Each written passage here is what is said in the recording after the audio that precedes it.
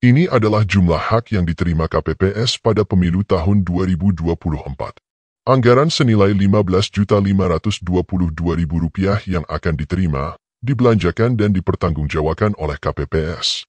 Anggaran ini sudah termasuk biaya pelantikan dan BIMTEK, honorarium ketua dan anggota KPPS, petugas ketertiban TPS, dan belanja keperluan lainnya pada hari H pemungutan suara. Untuk contoh-contoh yang boleh dibelanja dari biaya operasional, sudah kami bahas dalam video sebelumnya.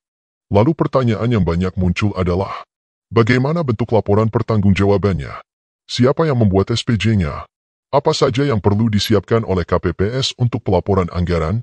Berikut ini kami paparkan keputusan KPU nomor 53 tahun 2023 tentang petunjuk teknis penyaluran dan pertanggungjawaban dana Badan Ad Hoc Pemilihan Umum di lingkungan KPU. Pada halaman 18.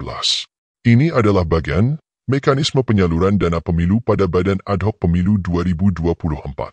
Dalam bagian dijelaskan pada urutan nomor 3, bendahara pengeluaran atau bendahara pengeluaran pembantu menyalurkan dana pemilu dari rekening dana pemilu atau RDP ke rekening masing-masing Badan Ad Hoc Penyelenggara Pemilu di dalam negeri.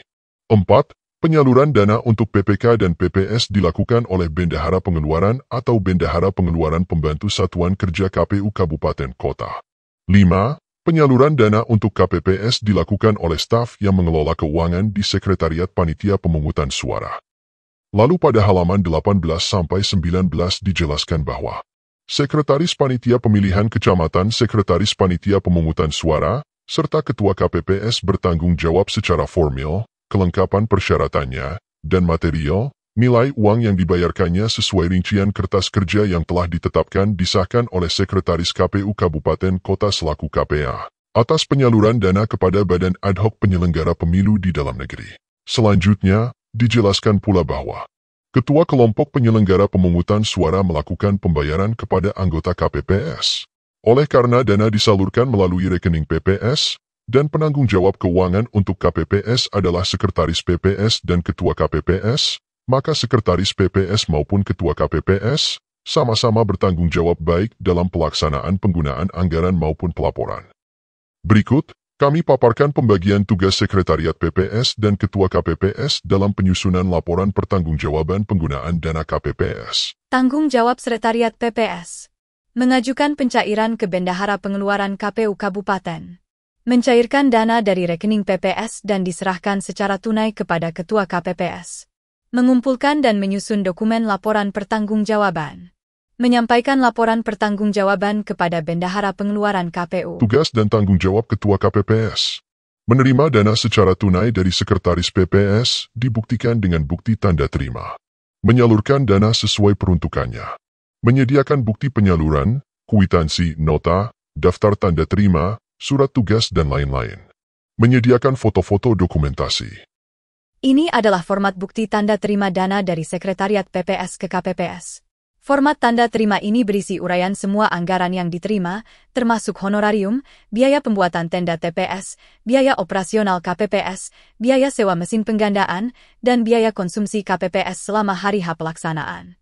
Bukti penerimaan ini ditandatangani oleh Ketua KPPS sebagai penerima, Sekretaris PPS sebagai yang menyerahkan dana, dan diketahui oleh Ketua PPS. Berikut contoh kelengkapan dokumen dan bukti pengeluaran yang harus disiapkan KPPS. 1. Daftar nominatif pembayaran uang honorarium. Tabel ini berisi uraian honor Ketua dan anggota KPPS dan petugas ketertiban TPS.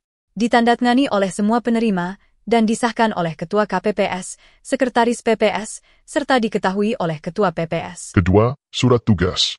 Surat tugas ini dikeluarkan oleh Ketua KPPS untuk surat tugas anggota KPPS termasuk Ketua KPPS yang menjalankan penugasan dari Ketua KPPS.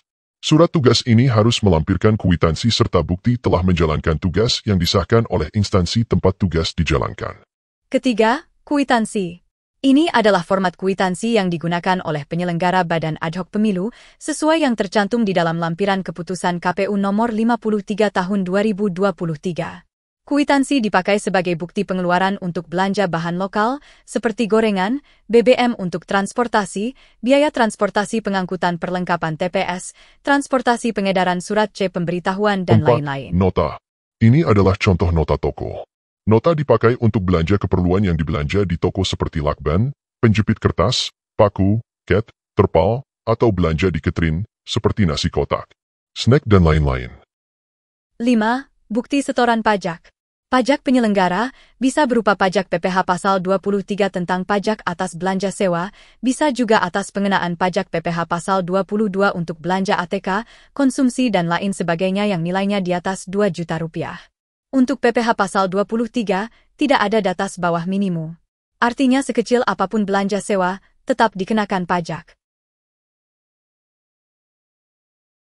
6. Materai. Materai dipakai hanya untuk belanja di atas 5 juta rupiah. Dokumen rapat. Dokumen rapat dilampirkan jika ada pengeluaran yang berkaitan dengan kegiatan rapat. Kelengkapan dokumen rapat terdiri dari undangan rapat, catatan jalannya rapat, daftar hadir dan foto dokumentasi rapat. Bukti-bukti kelengkapan laporan penggunaan dana KPPS dibuat sendiri oleh KPPS dengan format sesuai jenisnya. Berikut contoh file dokumennya. Daftar nominatif honorarium dalam bentuk Excel.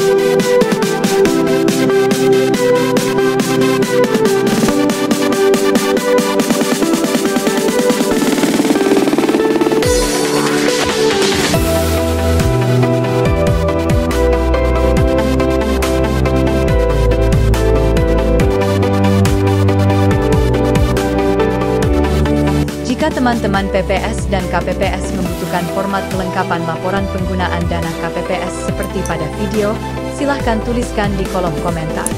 Jika video ini berfaedah, dukung kami dengan like dan subscribe, serta sebarkan di WA grup saudara. Terima kasih sebelumnya, salam sehat untuk kita semua.